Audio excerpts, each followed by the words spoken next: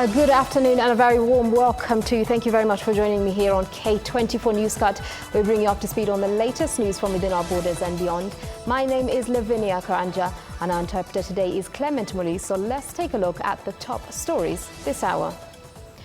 3 individuals, including 2 chiefs, have been arrested in connection to the Tuesday attack on Chinese nationals at the Dukamoja SRG site in Narok County. This as the government vowed to ensure all who participated in the attack are brought to book. Rift Valley Regional Coordinator Musiambo Wanyama, who had toured the site yesterday, said it was unacceptable for individuals incited by the leaders to dare to storm and harass individuals working at a government project and attack innocent individuals.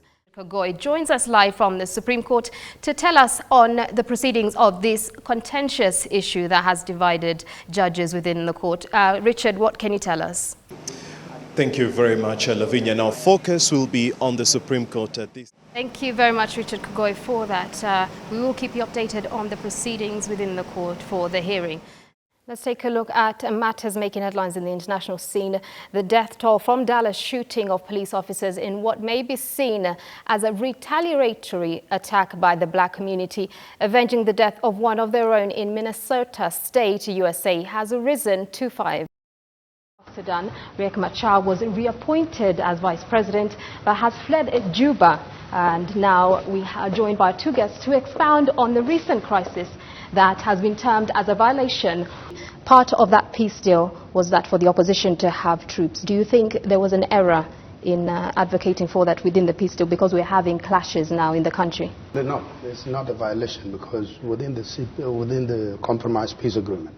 A rise of extrajudicial killings in the country. We have seen it with Willie Kimani, the lawyer, human rights lawyer, who was killed, brutally killed.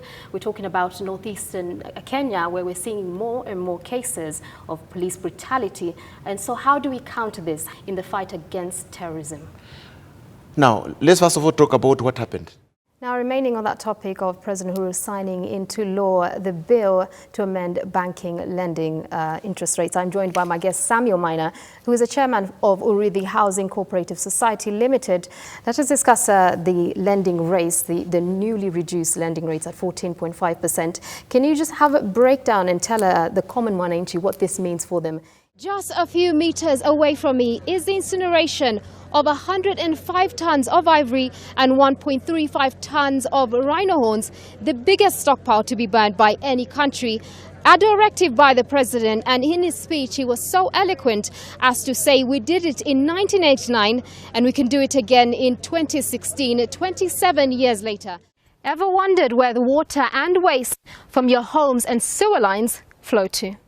Africa's rich biodiversity has been a basis for ecosystem services including food, water and air, and this natural capital now faces imminent threat from illegal wildlife trade to land degradation and climatic change, among other factors. The message here at UNEA too is clear. To sustain a viable future, environment can no longer be a tertiary concern or an afterthought. People who have potential in what they're doing is constructed among the trunks and barks of this over 100-year-old cedar tree. Sunlight is beginning to diminish. By 6 p.m. the sun will set and we'll be forced to stop our search for the day. Now, after 25 years, are once again roaming the vast rangelands of northern Kenya, symbolizing and demonstrating the strength of the community conservation efforts.